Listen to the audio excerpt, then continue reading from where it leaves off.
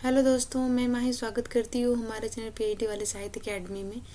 तो हम previous year solve कर रहे हैं, जिसमें कि ये जून 2023 फर्स्ट शिफ्ट का क्वेश्चंस है। सेकंड शिफ्ट का मैंने 100 क्वेश्चंस करवा दिया है, ठीक है। मेरा 9 है बे। अब यहाँ पे हम देखते हैं, पहला क्वेश्चंस है कि आषाढ़ का एक दिन में पतंजलि का उल्लेख कौन सा पात्र करता है, बताना है। अनुस्वार, अनुनासिक, रंगिनी और संगिनी। इसका आंसर क्या हो जाएगा दोस्तों? इसका आंसर हो जाएगा डी, संगिनी, ठीक है। मोहन राकेश कृत आषाढ़ का एक दिन 1958 ईस्वी में नाटक में पतंजलि का उल्लेख संगिनी करता है, ठीक है। अब यहाँ पे संगिनी मल्लिका से किससे करती है? ये मल्लिका से करती है, ठीक है। से आंचलिक शब्द के बारे में बताते हुए कहती है कि जैसे पतंजलि, पतंजलि कौन है? पतंजलि एक विद्वान है जो हमें संस्कृत साहित्य में देखने को मिलते हैं। ने यदुआ को कुछ लोग यवार कहते हैं, ठीक है, बोलते हैं, और तदुआ को तवार कहते हैं। तो उसी प्रकार ये यहाँ पे बताना चाह रही है, पतंजलि का जो उल्लेख किया है, इन बातों को, ये बातें वो किससे कहती है? तो मल्लिका से कहती है। ये चीज़ इंपॉर्टेंट हो जाएगा, ठीक है। अब यहाँ पे देखते हैं, एक यहाँ पे ये संस्कृत का श्लोक भी है जो संगिनी ही बोलती है, ठीक है। तो इसको भी एक बार आप लोग लिख लीजिएगा, ध्यान रखिएगा, ठीक है दोस्तों। अब यहाँ देखते हैं आषाढ़ का एक दिन नाटक के प्रमुख पात्र में कौन कौन से आते हैं।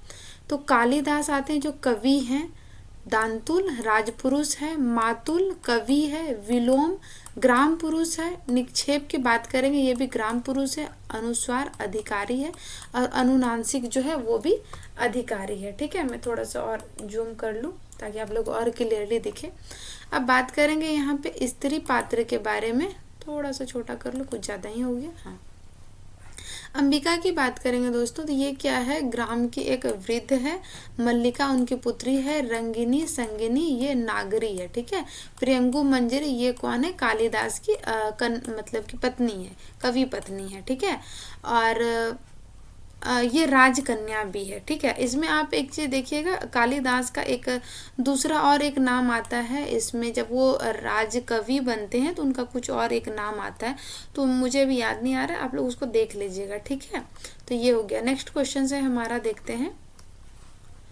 सूची 1 को सूची 2 से मिलान करना है। देश का धन, बाल गंगाधर तिलक, गुलाम गिरी, ताराबाई सिंधे, स्त्री पुरुष तुलना, राधा मोहन गोकुल, गीता रहस्य, ज्योतिराव गोविंद राव फुले।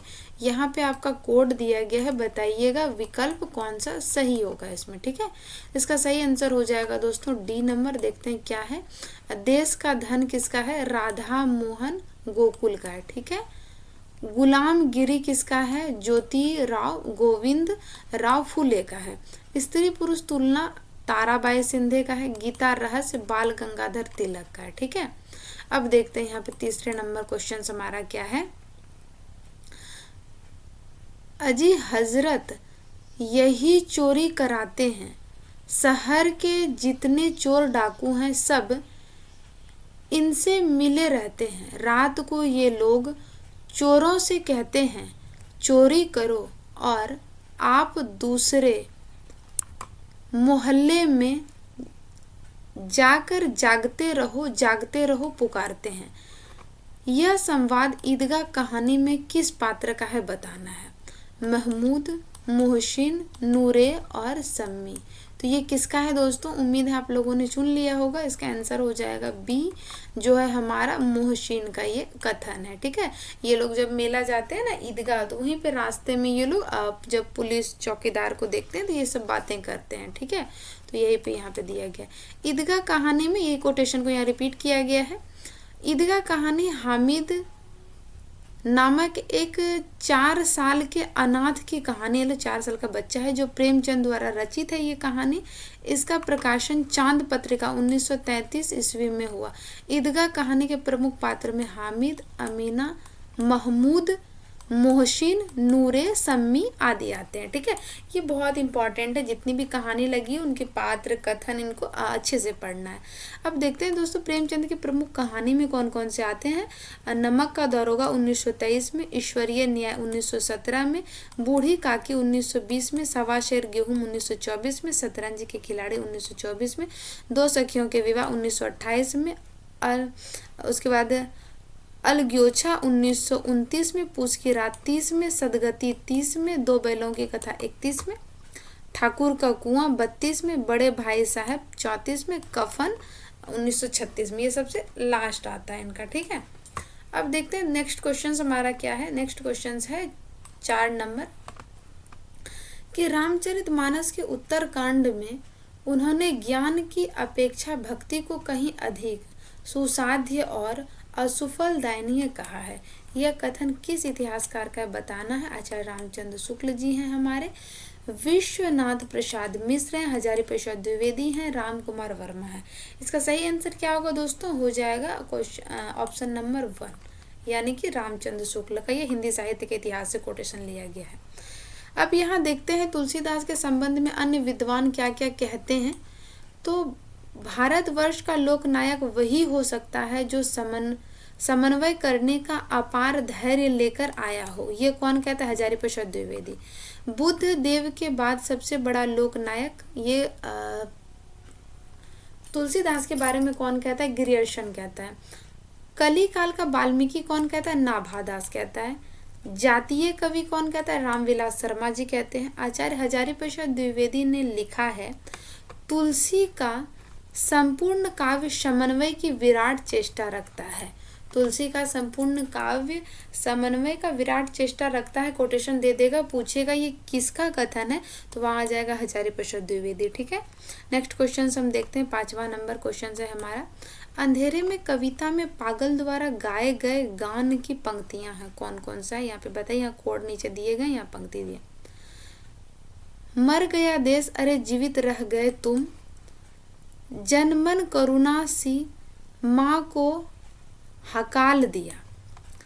सी नंबर है हमारा, स्वार्थों के पहाड़ खड़े कर लिए, विवेक को मार डाला, तर्क की जबान बंद कर दी, अब तक क्या किया जीवन क्या जिया। तो बताना है कि ये यहाँ पे आपका विकल्प दिया गया है, पूछा गया है कि कौन कौन सी इसमें पागलों ने पंक्ति कही है। इसका आंसर हो जाएगा दोस्तों 1 में हमारा क्या आ जाएगा, ए बी और ई। तो हमारा हो जाएगा ए बी और ये तो नहीं है हमारा सी, ई है, ठीक है। तो ये पागलों द्वारा गाए गए गान की पंक्तियां हैं, ठीक है। देखिए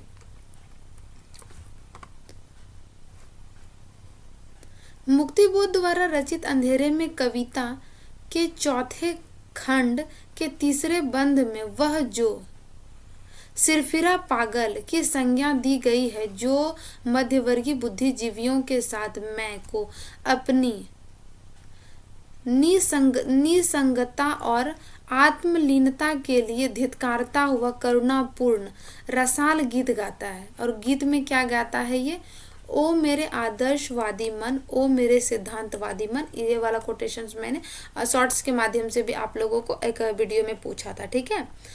अब यहाँ पे है कि अंधेरे में कविता मुक्तिबोध ने आशंका के द्वीप शीर्षक से 1957 में लिखना प्रारंभ किया, जो 1962 ईस्वी में कल्पना पत्रिका में इसी शीर्षक से प्रकाशित हुआ था। किसमें प्रकाशित हुआ था, कल्पना पत्रिका में। बाद में 1964 में इसके काव्य संग्रह चांद का मुंह टेढ़ा है में प्रकाशित हुआ। तो पहले जो ये था ये कल्पना पत्रिका में आया था, किस नाम से आया था ये इंपॉर्टेंट हो जाएगा आपका। तो ये आ जाएगा आशंका के द्वीप अंधेरे में के नाम से। और बाद में ये कल्पना में प्रकाशित हुआ 1964 में, चांद का मुंह टेढ़े है में संग्रहित है, ठीक है, संकलित हुआ। ये कविता संग्रह चांद का मुंह टेढ़े है, ठीक है। अब बात करेंगे यहाँ 6ठा नंबर हमारा क्वेश्चन हो जाएगा, सूची 1 को सूची 2 से मिलाना है। कृपी, महाभोज, किन्नी, चंद्रगुप्त, जमुना बहन, आधे अधूरे और कल्याणी, एक और द्रोणाचार्य। यहाँ आपका विकल्प दिया गया है, इसको देखिए और बताइए कौन सा सही होगा। इसका आंसर हो जाएगा दोस्तों ए। कृपी किसकी पात्र है, वो एक और द्रोणाचार्य शंकर से इसका रचना नाटक है, ये 1977 ईस्वी में। किन्नी जो है आधे अधूरे मोहन राकेश का है, यहाँ पे इसका समय दिया गया है। जमुना बहन महाभोज मन्नू भंडारे का 1982 ईस्वी में। कल्याणी चंद्रगुप्त जयशंकर प्रसाद 1931 ईस्वी में, ठीक है। नेक्स्ट देखते हैं क्वेश्चन हमारा 7वां नंबर क्वेश्चन है।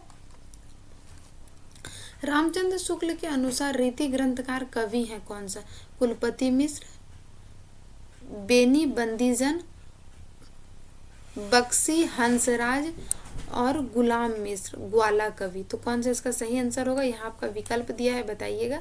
इसका आंसर हो जाएगा दोस्तों बी। बी में हमारा क्या क्या है? ए है, बी है और ई है, यानी कि कुलपति, बेनी बंदीजन और ग्वाल कवि। ठीक है, अब देखिए यहाँ पे देखते हैं।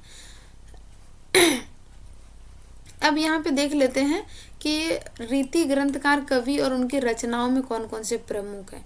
कुलपति मिश्र की बात करेंगे तो रस रहस्य, द्रोण पर्व, युक्ति तरंगिनी, नक्सिक और संग्राम सार, ये कुलपति का है। ठीक है, उसके बाद बेनी बंदीजन का है। यहाँ पे कुछ इम्पोर्टेंट इतना नहीं है, देख लीजिएगा। यह ग्वाला कवि का जो है यमुना लहरी, काफी इम्पोर्टेंट है। रसिकानंद, रस रंग, कृष्ण जू को नक्सिक, इसमें ये सारा एक दो इम्पोर्टेंट है, ज्यादा नहीं, उतना नहीं देखना है इसका रीतिकाल का। ठीक है,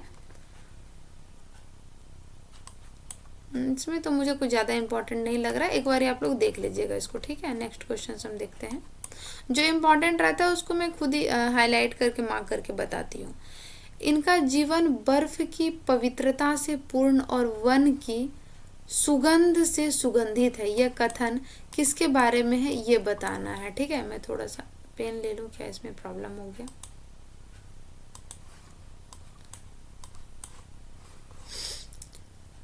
जिल्द साज का, बाग का माली का, हल चलाने वाले का या भेड़ चराने वाले का। तो ये किसके बारे में कथन है? तो इसका आंसर हो जाएगा दोस्तों भेड़ चराने वाले के बारे में, option number D.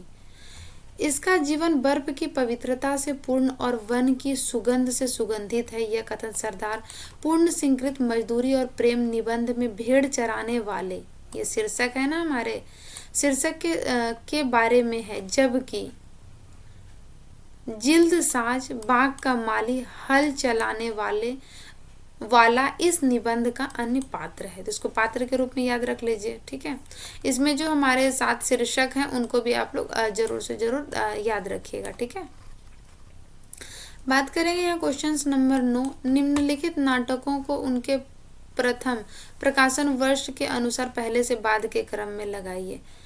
Rajshree, Charandas चोर, भारत सौभाग्य, बटोही और पहला राजा।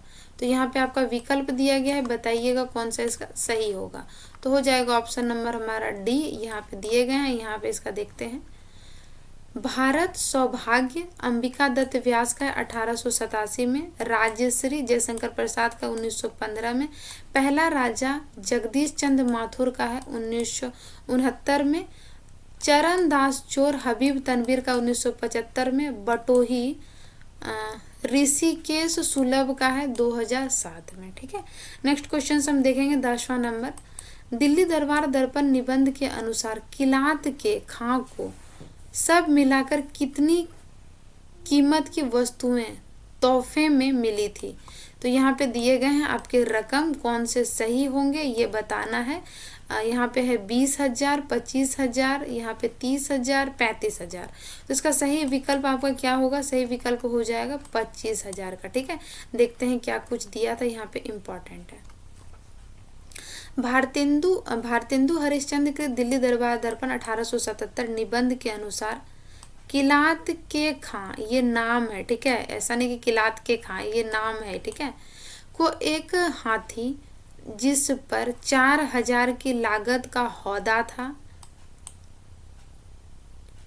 जड़ऊ गहने, घड़ी, कार, चेबी कपड़े, कम खाब के थान वगैरह सब मिले थे। मतलब कि ये सारे कुछ सामान दिए गए थे। 25,000 रुपये की कीमत की वस्तु तोहफे में मिली। ठीक है, अब देखेंगे भारतेंदु के कुछ प्रमुख निबंध कौन कौन से आते हैं। काश्मीर कुसुम, कालचक्र, बादशाह दर्पण, लेवी प्राण लेवी, तदीप, सर्वस्व, पूर्ण हत्या, काशी, मणिकर्णिका, भारत उन्नति कैसे हो सकती है। नेक्स्ट क्वेश्चन हम देखेंगे यहाँ पे पाश्चात्य काव्य शास्त्र से है हमारा ये। पाश्चात्य काव्य चिंतकों को उनके जन्म वर्ष के अनुसार पहले से बाद के क्रम में व्यवस्थित कीजिए। I A Richard, Matthew Arnold, Coleridge, William Wordsworth, T S Eliots. यहाँ आपका विकल्प दिया गया है, बताइएगा कौन सा सही होगा। इसका सही आंसर हो जाएगा डी। देखते हैं यहाँ पे क्या है। विलियम वर्ड्सवर्थ का समय यहाँ पे है 1770 से 1850, कॉलरिज का 1772 से 1834, मैथ्यू अर्नोल्ड 1822 से 1888, टी एस इलियट्स 1888 से 1965, आई ए रिचर्ड का 1893 से 1979। ठीक है, नेक्स्ट क्वेश्चंस देखेंगे हम। यहाँ पे स्त्री पात्र और उनके पति या फिर प्रेमी से मिलाना है। देखिए कोटेशंस कैसे कैसे क्वेश्चंस भी आ रहे हैं, कितने डीपली आ रहे हैं। सीलो, असद, तारा, राजेंद्र, कनक, रतन, उषा, पुरी। यहाँ पे आपका विकल्प दिया गया है, कौन सा सही होगा बताइएगा। आंसर हो जाएगा हमारा बी। देखिए यहाँ पे क्या मिलान किया गया है। सीलो का संबंध है किससे? रतन से। तारा का संबंध है असद से। कनक का संबंध है पुरी यानी कि जयदेव पुरी से। उषा का संबंध है राजेंद्र से। यशपाल द्वारा रचित झूठा सच उपन्यास है ये, 2 भागों में प्रकाशित हुआ, जिसका प्रथम भाग वतन और देश 1958 तथा दूसरा भाग देश का भविष्य 1960 नाम से प्रकाशित हुआ है। मैला अंचल के अनुसार बावन दास के मृत्यु स्थल को ग्रामीणों ने क्या रूप दे दिया है? बावन की डीह का, शहीद स्मारक का, भारत माता होगा यहाँ पे दोस्तों, माथा लिखा है का, थाना का, और चेथरिया पीर का। तो कौन सा होगा यहाँ आपका विकल्प बताइएगा सही। तो हो जाएगा ऑप्शन नंबर डी, चेथरिया पीर का नाम दिया गया था। यह हिंदी का श्रेष्ठ और सशक्त आंचलिक उपन्यास है। मैला अंचल के प्रमुख पात्र में प्रशांत आ जाएंगे, लक्ष्मी दासी, बावन दास, बालदेव, तहसीलदार विश्वनाथ, कमली, ममता आदि आ जाते हैं। ठीक है, नेक्स्ट क्वेश्चन हम देखेंगे। यहाँ पे सूची 1 को सूची 2 से मिलाना है। ठीक है, आयु और ऋतुओं का संबंध है। उठ जाग मुसाफिर, माता, मातृभूमि और जन्म भूमि प्रेम है, मेरे राम का मुकुट भींग रहा है, कल्याण का रूप उत्तर फाल्गुनी के आसपास, नई पीढ़ी के प्रति पुरानी पीढ़ी की चिंता, शिव मूर्ति। यहाँ पे आपका विकल्प दिया गया है दोस्तों, मिलान कीजिएगा कौन सा सही होगा। तो हो जाएगा ऑप्शन नंबर बी हमारा। देखिए आयु संबंधी जो हमारी बात की गई तो उत्तर फाल्गुनी में ये कुबेर नाथ का है। ठीक है, माता मातृभूमि उठ जाग मुसाफिर में किए गए विवेकी रॉय का है। ठीक है, उसके बाद कल्पना का रूप शिव मूर्ति में मिलता है, ये प्रताप नारायण का है। पीढ़ी नई पीढ़ी की जो बात की जाती है वो राम का मुकुट भींग गया से विद्यानिवास मिश्र का है। ठीक है, नेक्स्ट क्वेश्चंस देखेंगे 15 नंबर हम, कौन सा सही होगा। ये हमारे यूनिट 10 से बने हुए हैं। ठीक है, अन्य गतिविधा वाले जो हैं। शरद के संबंध में उपयुक्त कथन आवारा मसीहा से है ये। ठीक है, शरद बचपन में डरपोक स्वभाव के थे, गृहस्थ में शरद का कभी लगाव नहीं रहा। शरद बाबू की रचनाओं पर विरज बहू और विजया नाटक का रूपांतरण हुआ। अपने भाई की समाधि शरद ने घर के पास नदी के तट पर बनवाई थी। शरद ने कोई वसीयतनामा नहीं लिखा था। आपका विकल्प यहाँ पे दिए गए हैं, देखना है कि इसमें से कौन सा सही है ये बताना है। ठीक है, तो देखिए इसका आंसर हो जाएगा बी सी डी, यानी कि उसे क्या था, गृहस्थी से अपनी लगाव नहीं थी। इन रचनाओं का रूपांतरण हुआ था और उन्होंने अपने भाई की समाधि जो है नदी के तट पर बनवाई थी। ठीक है, उन्हीं चीजों को यहाँ पे दिया गया। नेक्स्ट क्वेश्चन हमारा है 16 नंबर। भारतवर्ष की उन्नति कैसे हो सकती है? निबंध में भारतेंदु जी ने सब उन्नति का मूल किसे माना है बताना है। धर्म को, संस्कृति को, भाषा को, कृषि को। तो इसका सब आंसर क्या हो जाएगा, धर्म हो जाएगा। ठीक है, भारतवर्ष की उन्नति कैसे हो सकती है? निबंध में भारतेंदु ने सब उन्नति का मूल धर्म को माना। वे लिखते हैं कि सब उन्नति का मूल धर्म है, इससे सबसे पहले धर्म की ही उन्नति करनी चाहिए। देखो अंग्रेजों की धर्म नीति राजनीति परस्पर मिली है, इससे उनकी दिन दिन कैसे उन्नति होती है। मतलब कि ये हमारे भारतवासी को अंग्रेज का एग्जाम्पल उदाहरण देके बताते हैं दोस्तों, ठीक है। नेक्स्ट क्वेश्चन हम देखेंगे, 17 नंबर हमारा है। यहाँ पे पंक्तियाँ दिए गए हैं या पुस्तक दिए गए हैं, क्या है वो बताना। यहाँ पे आपका विकल्प दिया गया है, वीडियो को पॉज करके आप मिला सकते हैं, मैं पढ़ दे रही हूँ इसको। उठ गए आज बापू हमारे, झुक गया आज झंडा हमारा, संस्कृति के 4 अध्याय। सोने की थारी में जवेना परोसो, रामा जवेना ना जेवे हमार बलमा, आवारा मसीहा।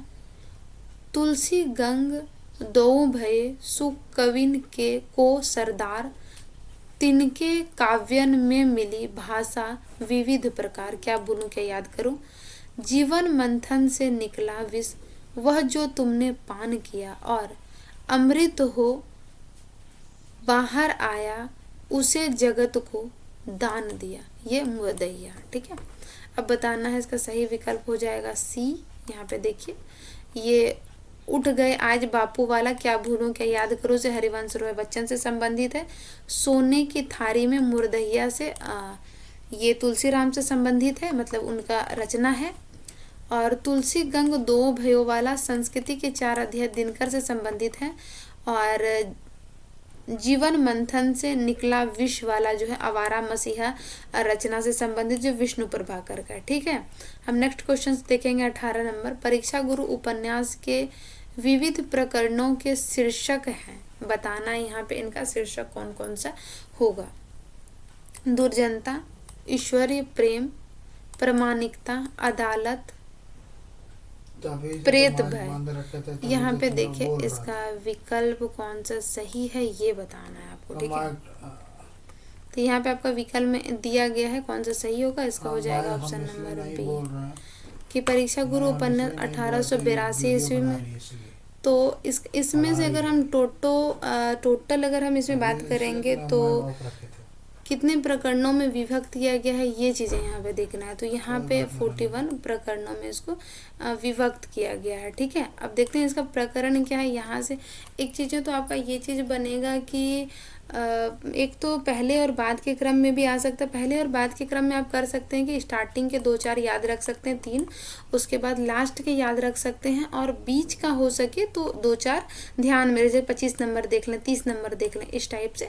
तो देखते हैं इसका टोटल प्रकरण में क्या क्या नाम दिए गए हैं, ठीक है क्या। सौदागर की दुकान पहला है। दूसरा यहाँ पे है अकाल में अधिक मास, संगति का फल, मित्र मिलाप, विषयाशक्त, भले बुरे की पहचान, सावधानी, इसी को बोलते हैं होशियारी, सब में हाँ, सभासद, प्रबंधन, जिसको कि इंतजाम के नाम से भी वहाँ पे ब्रैकेट में लिखा है उसमें। फिर है यहाँ पे सज्जनता, सुख दुख,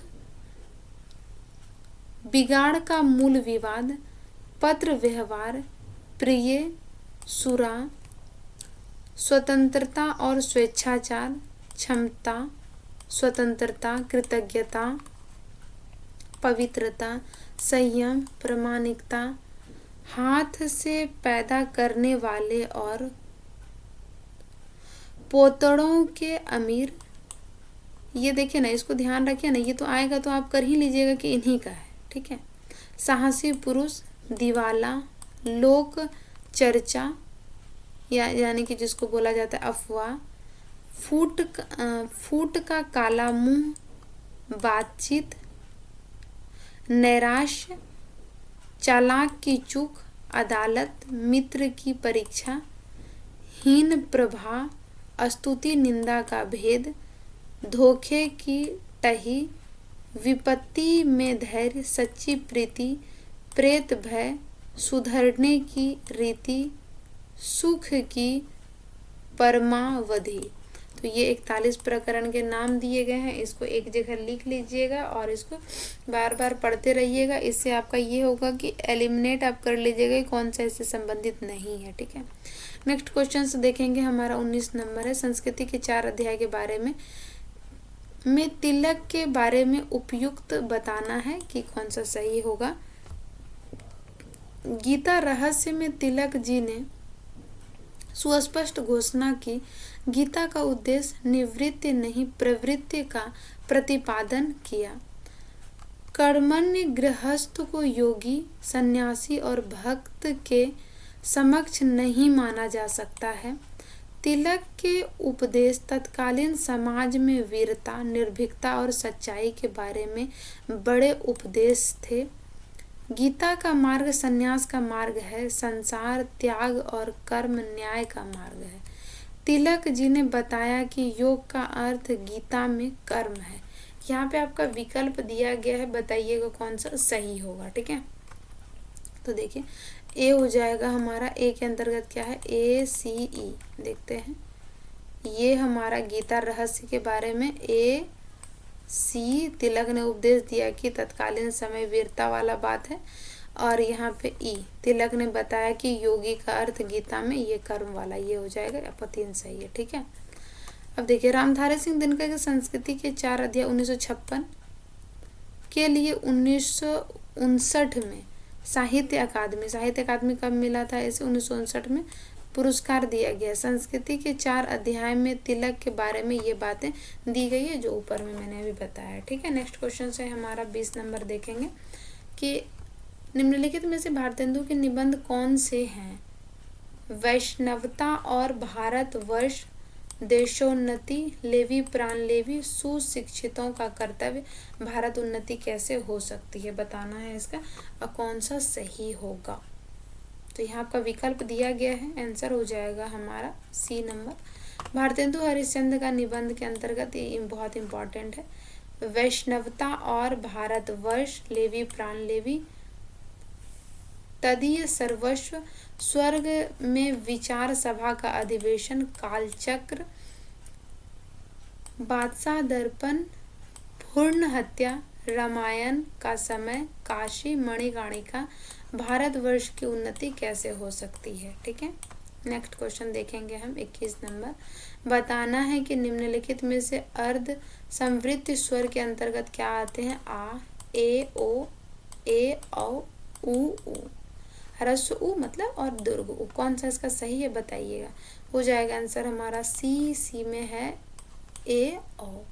ठीक है, अब यहाँ पे देखते हैं अर्ध संवृत्त स्वर के उच्चारण में मुख्य द्वार कम खुला होता है। अब देखते हैं संवृत्त में क्या होता है।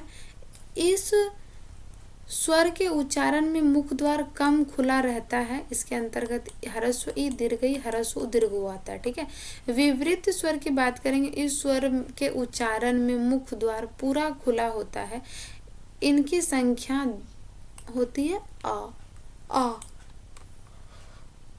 अर्ध स्वर की बात करेंगे, इस स्वर के उच्चारण में मुख्य द्वार अध खुला मतलब आधा खुला रहता है। ओ, ए, औ, औ। ठीक है, ये डॉक्टर वाला है और यहाँ पे औ। ठीक है, ये आ जाता है इसमें अर्ध विवृत में। इसको यहाँ से आपके एक क्वेश्चन बनेंगे, इसको व्याकरण वाला से अच्छे से याद कर लीजिएगा। ठीक है, 22 नंबर क्वेश्चन देखेंगे हम। वैदर्भी रीति के ओज गुण प्रकाश वर्णों की अधिकता होती है। भरत के नाट्य शास्त्र में रीति के लिए प्रवृत्ति शब्द का उल्लेख है। वामन्य रीति के 5 प्रकार माने, वैदर्भी, गौड़ी, पांचाली, सौसैनी और लाटिया। कुंतक ने रीति को मार्ग कहा है। भोज ने अवंतिका और मागधी नामक 2 नई वृत्तियों की उद्भावना की है।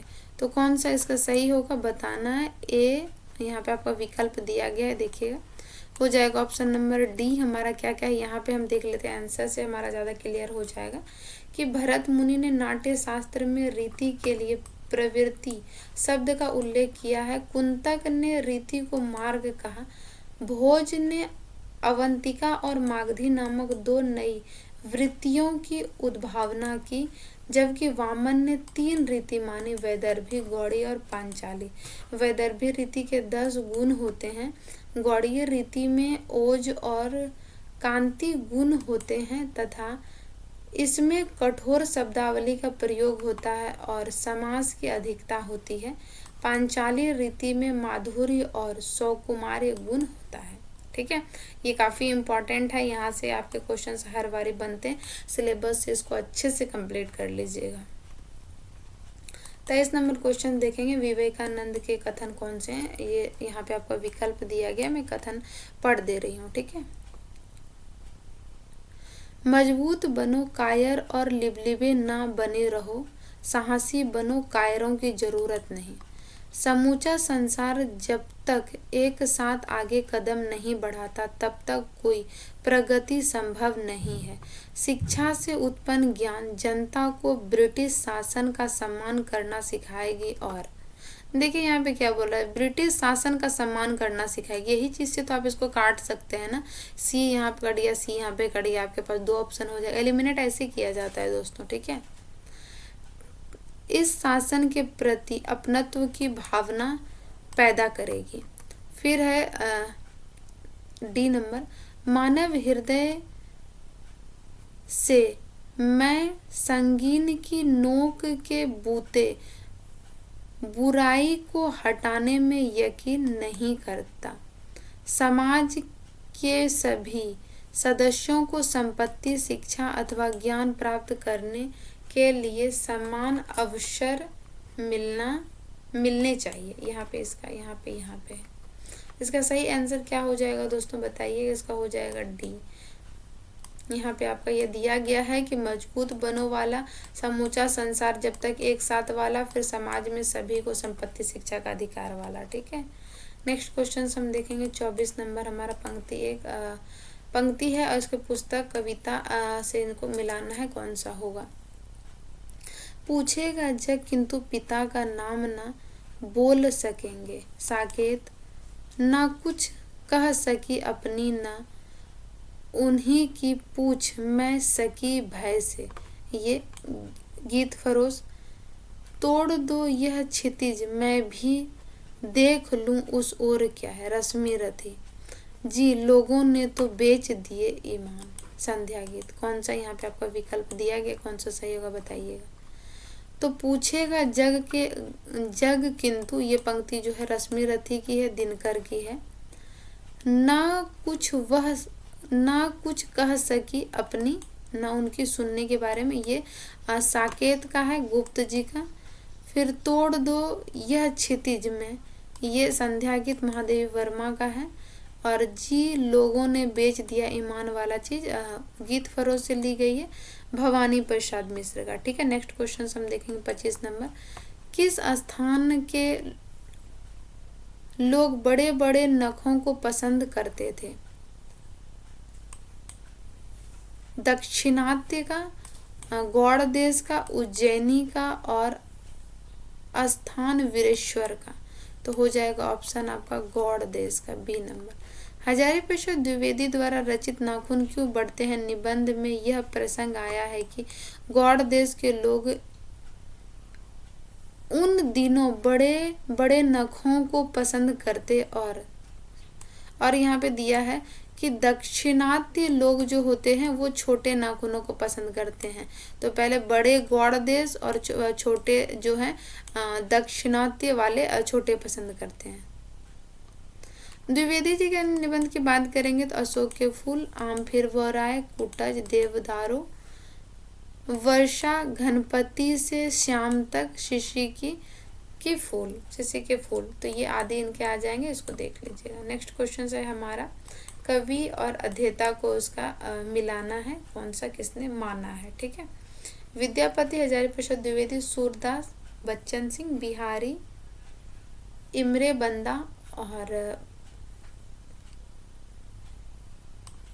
घनानंद शिव प्रसाद सिंह। यहाँ आपका विकल्प दिया गया है, कौन सा सही होगा ये बताना है। ठीक है, यहाँ पे देखिए विद्यापति शिव प्रसाद सिंह को मानते हैं, सूरदास हजारी प्रसाद द्विवेदी को मानते हैं, बिहारी बच्चन को मानते हैं और घनानंद जो है इमरे बंघा को मानते हैं। ठीक है, अब यहाँ देखते हैं नेक्स्ट क्वेश्चन है हमारा 27 नंबर, निम्नलिखित कविताओं को रचना काल प्रथम प्रकाशन वर्ष के आधार पर पहले से बाद के क्रम में लगाना। असाध्य बिना परिवर्तन, कुकुरमुत्ता, मोचीराम, अंधेरे में। बताइए दोस्तों, ये आपका डायरेक्ट सिलेबस से दिया है कि नहीं दिया, आप लोग खुद सोचिए। इसको दिया है ना, तो देखिए यहाँ पे इसका सही क्या हो जाएगा। परिवर्तन कविता जो है पंत का है, सुमित्रानंदन पंत का 1924। कुकुरमुत्ता निराला जी का है 1941। असाध्य वीणा अज्ञे का है 1961। अंधेरे में मुक्तिबोध का 1964। मोचीराम सुदामा पांडे धूमिल का 1972। ठीक है, नेक्स्ट क्वेश्चन हम देखेंगे।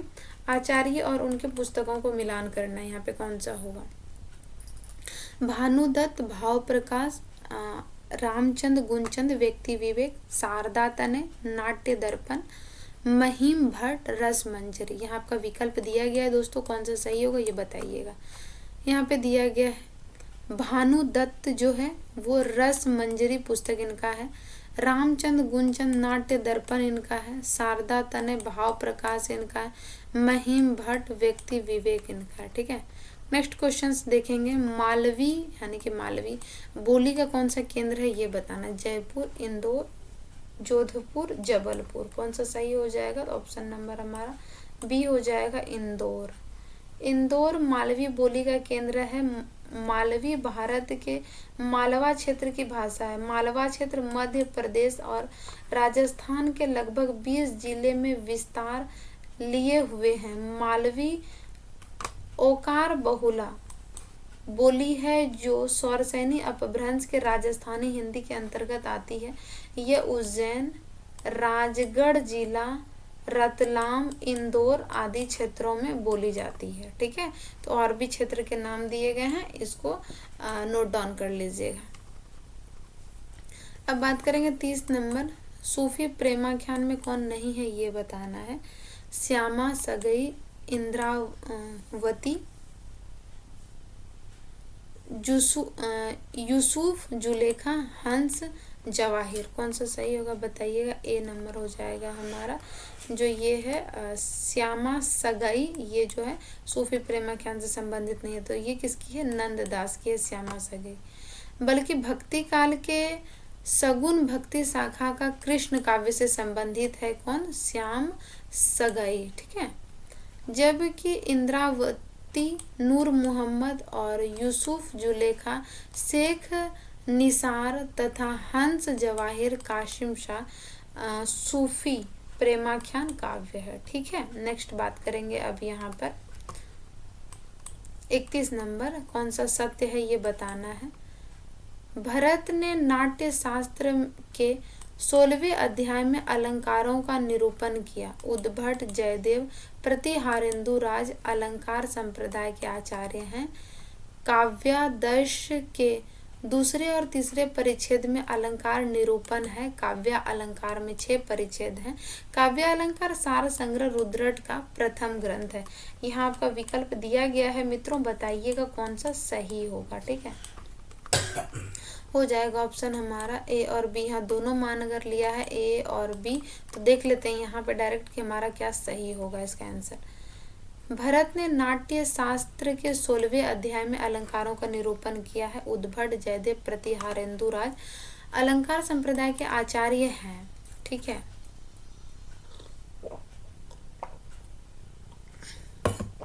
अब बात करेंगे कि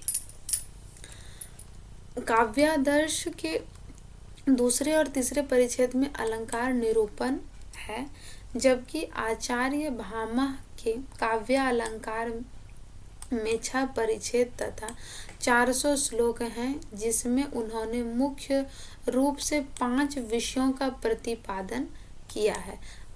काव्य अलंकार सार संग्रह नामक ग्रंथ उद्भट द्वारा रचित है। ठीक है, नेक्स्ट क्वेश्चन देखेंगे दोस्तों। 32 नंबर है हमारा। परिंदे कहानी के प्रारंभ में अंग्रेजी भाषा में एक उदाहरण है, ये किसका ये बताना है। ठीक है, तो इसका आंसर क्या हो जाएगा देखते हैं। यहाँ पे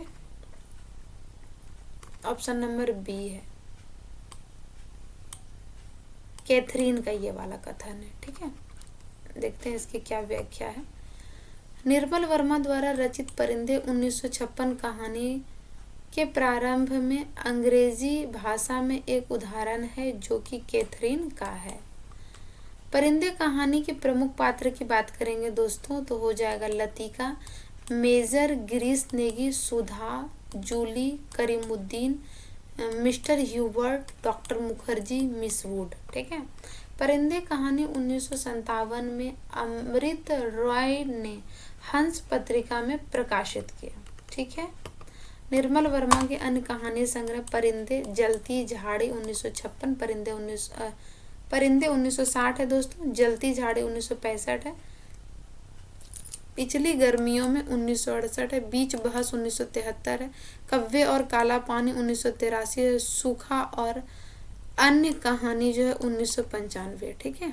नेक्स्ट क्वेश्चन हम देखेंगे 33 नंबर हमारा है कि प्रिय प्रवास में बताना है कि प्रथम सर्ग एक ही छंद में रचा गया है, वो कौन सा है। तो इसमें कौन सा आंसर आपका हो जाएगा बताइएगा। तो इसमें हो जाएगा द्रुत विलंबित छंद जो है में रचा गया, यानी ऑप्शन नंबर बी आपका सही होगा। ठीक है। हरिओद द्वारा रचित खड़ी बोली का प्रिय प्रवास हरिओद द्वारा रचित खड़ी बोली की रचना है। ये थोड़ा सा यहाँ पे क्लियरली आ नहीं पाया है फोटो में दोस्तों। ठीक है। मैं यहाँ पढ़ दे रही हूँ, आप लोग सुन लीजिएगा। प्रिय प्रवास 1914 ईस्वी में है। प्रथम सर्ग जो है वो द्रुत विलंबित छंद में रचा गया है। अन्य इसके काव्य की बात करेंगे हरिओद का तो रसिक रहस्य 1899, प्रेम प्रपंच 1900, चोखे चौपदे 1924, चुभते चौपदे 1932, रस कलश 1940, कल्पलता 1934। कल्पलता नाम से हमारा एक निबंध भी है हजारी प्रसाद द्विवेदी का, उसको भी ध्यान रखना। इनकी देखिए हरिओद की रचना है। ग्राम्य गीत 1938। नेक्स्ट क्वेश्चन देखेंगे हम 34 नंबर। एक रूप हिंदू तुरुक दूजी दशा न कोय, मन की दुविधा मान कर भय एक सो धोय। यह कविता किस कवि की है। नरोत्तम दास, बली, दक्षिणी, नवल दास और बनारसी दास। इसका आंसर हो जाएगा दोस्तों हमारा डी में क्या है बनारसी दास की ये पंक्ति है। ठीक है। कि एक रूप हिंदू तुरुक दूजी दशा ने कोय। अब बात कर लेंगे भक्तिकालीन नीति कवियों में जैन कवि बनारसी दास। नीति काव्य कई दृष्टियों से महत्वपूर्ण है। इसमें प्रमुख है नीति काव्य, नवरस, पदावली, समयसार नाटक है इनका, समयसार नाटक, बनारसी विलास, अर्ध कथनांक, भाषा शुक्ति, मुक्तावली। इम्पॉर्टेंट है ये, नरोत्तम दास से भी पूछी जाती है। इनकी ये ध्रुव चरित्र तो हजारों बार पूछी गई होगी। विचार माला भी और नाम संकीर्णतन सुदामा चरित इम्पॉर्टेंट है। ये सारा को आप लोग नोट डाउन कर लीजिएगा, क्योंकि ये सब मतलब कि भक्ति के अंतर्गत जो आते हैं वो छीटफूट कवियों में आते हैं ना। ये सब का नाम ज़्यादा पूछा नहीं जाता है। ठीक है। ज़्यादातर अष्टछाप के कवियों के बारे में ही पूछा जाता है। तो इन सब से क्वेश्चंस बन सकते हैं हमारे, बनते भी हैं। ठीक है। बात करेंगे कोसी के घटवार कहानी में लक्ष्मा के सौंदर्य में आए शब्द काला चरऊ क्या अर्थ है। सुहाग चिन्ह, बिंदिया, करधनी, कंगन। तो सुहाग चिन्ह। ठीक है। नेक्स्ट क्वेश्चन इसका व्याख्या देखते हैं। शेखर जोशी कृत कोसी का घटवार 1958 ईस्वी में कहानी में लक्ष्मा के सौंदर्य में ये आ गया सुहाग चिन्ह।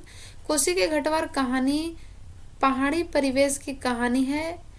इस पहाड़ी जीवन की झलक दिखाई देती है। यह एक अधूरी प्रेम कहानी है। कोसी का घटवार को चंद्रधर शर्मा गुलेरी की कहानी उसने कहा था कि समकक्ष रखा जाता है। यह कहानी फ्लैशबैक शैली में आंचलिक कहानी है। घटवार का अर्थ होता है पंचक्की। ठीक है। शेखर जोशी के अन्य कहानी संग्रह में साथ के लोग हैं हलवाहा, नौरंगी, बीमार है। ठीक है। नेक्स्ट क्वेश्चंस देखेंगे हम 36 नंबर। कबीर साहित्य के अध्येता हैं कौन कौन से।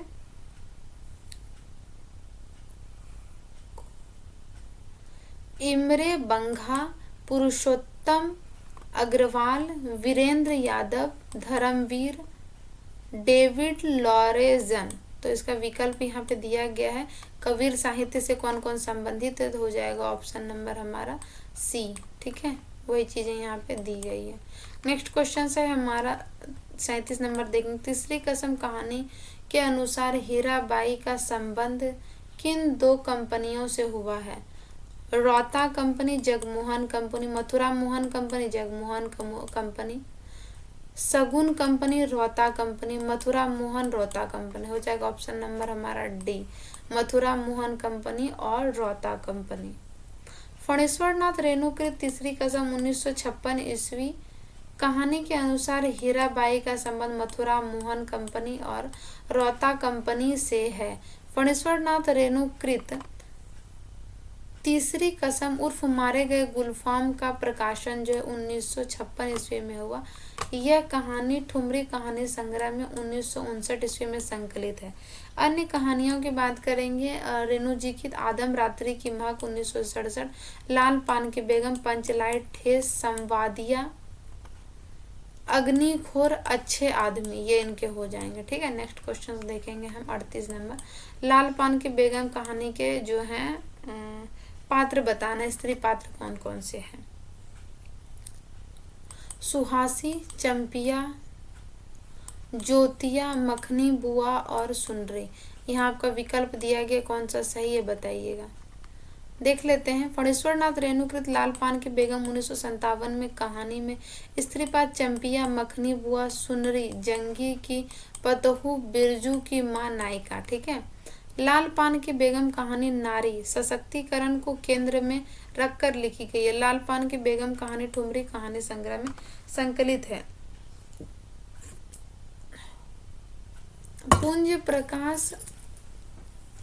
पुंज प्रकाश ने इस कहानी का नाट्य रूपांतरण भी किया है, तो किसने किया है, इंपॉर्टेंट है, पुंज प्रकाश को याद रखिएगा।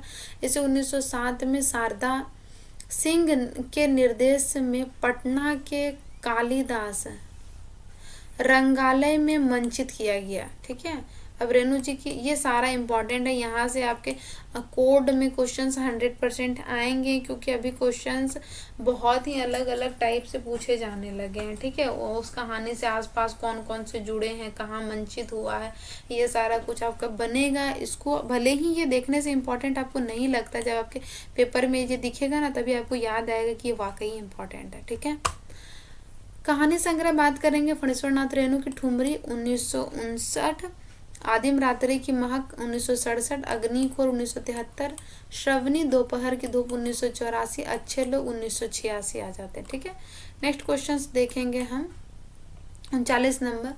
डॉक्टर तुलसीराम के ननिहाल में स्वतंत्रता आंदोलन का नेतृत्व किसने किया था? तेज बहादुर सिंह, मुसाफिर लाल, परशुराम सिंह, हरिहर दास।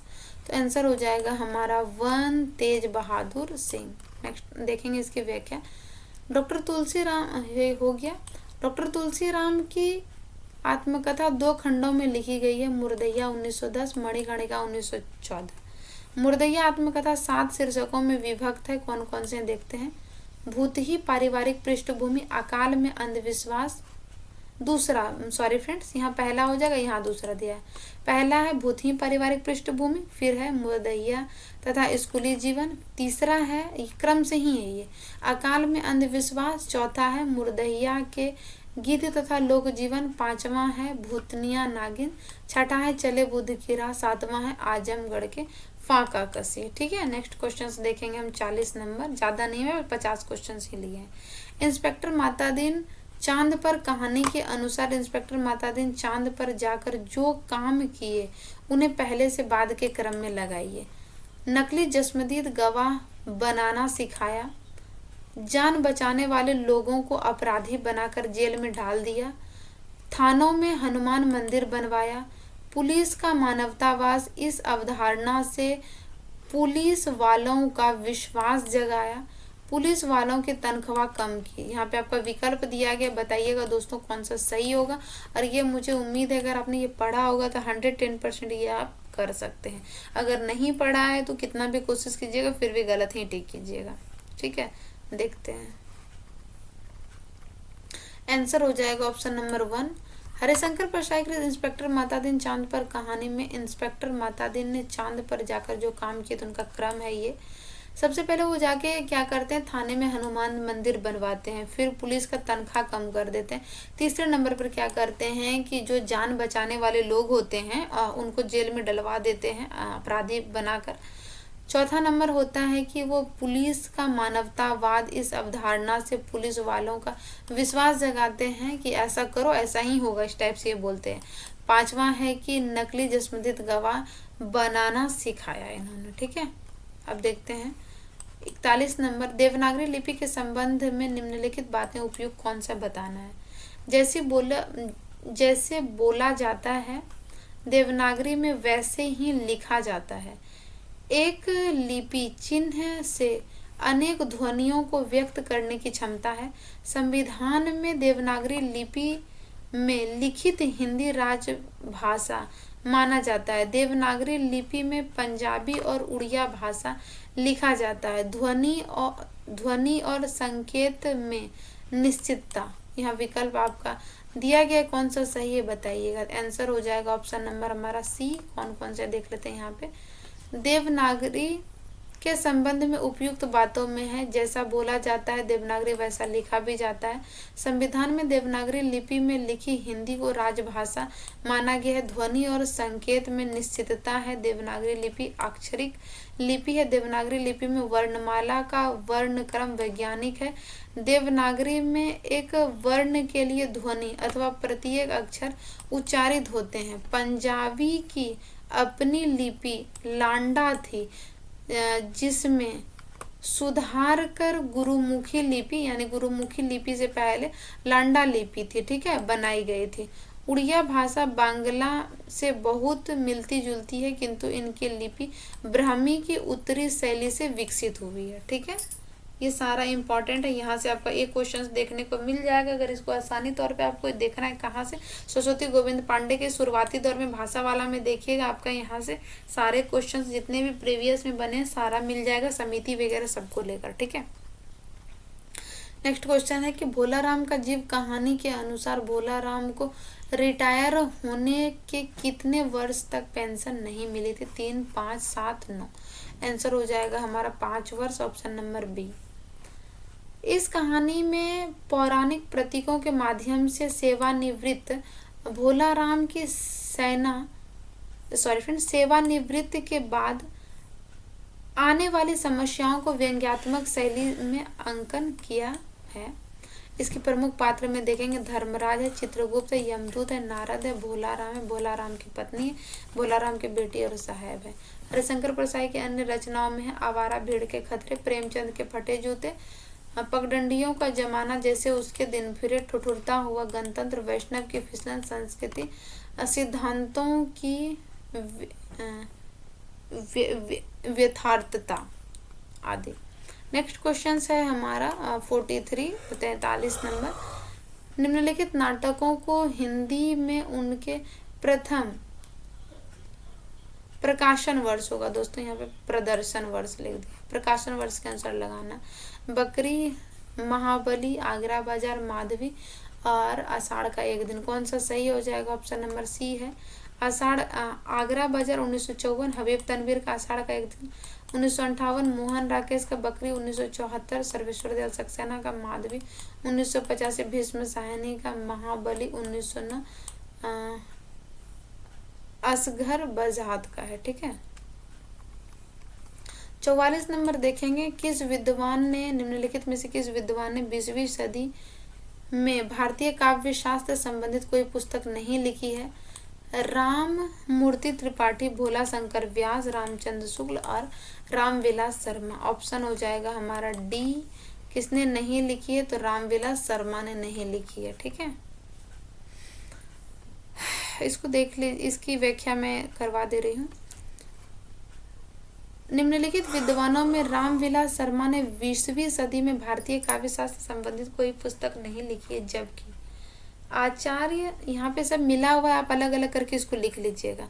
आचार्य राम मूर्ति त्रिपाठी ने भारतीय काव्य शास्त्र के नए, क्षितिज, रहस्यवाद, काव्यालंकार, सार संग्रह एवं लघु वृत्ति। भोला शंकर व्यास की अब बात करेंगे ने ध्वनि संप्रदाय, भारतीय साहित्य शास्त्र, काव्यालंकार, भारतीय साहित्य की रूपरेखा। अब आचार्य रामचंद्र शुक्ल ने भी काव्य में रहस्यवाद, काव्य में अभिव्यंजनावाद, रस मीमांसा लिखी। 20वीं सदी में भारतीय काव्यशास्त्र संबंधित पुस्तकें ये सारे लिखे गए हैं और सिर्फ रामविलास शर्मा ने 20वीं सदी में काव्यशास्त्र संबंधित पुस्तकें नहीं लिखी। 45 नंबर क्वेश्चन देखेंगे हम कौन सा सही होगा।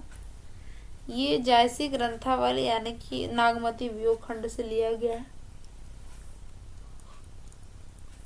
नागमती वियोग खंड में नागमती की विरह व्यथा की अभिव्यक्ति के लिए जायसी द्वारा रचित पंक्ति है। घरी घरी ज्यों आवे, घरी घरी ज्यों जाए, पाहन जहरी हो ही सब चूना, रक्कत आंसू घुघुची बन बोई, हृदय पैठी विरह कटनासा, सहस सहस दुख एक एक सांसा।